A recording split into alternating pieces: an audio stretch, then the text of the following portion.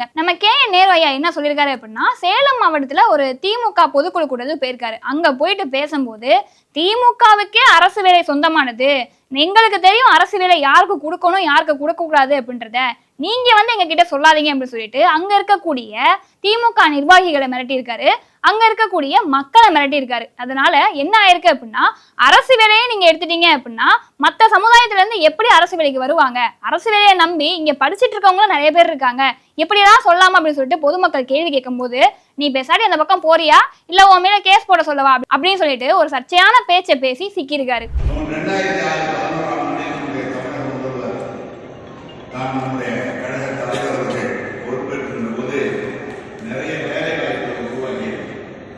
எங்களுடைய இதே சேலம் மாநகரில் கிட்டத்தட்ட ஒரே நாளில் 5000 குடும்பங்கள் கழக குடும்பங்களுக்கு ஓட்டுநர் பதவி நடத்துனர் பதவியை தந்த நாங்கள் இன்றைக்கு ஒரு நபர் கூட நாங்கள்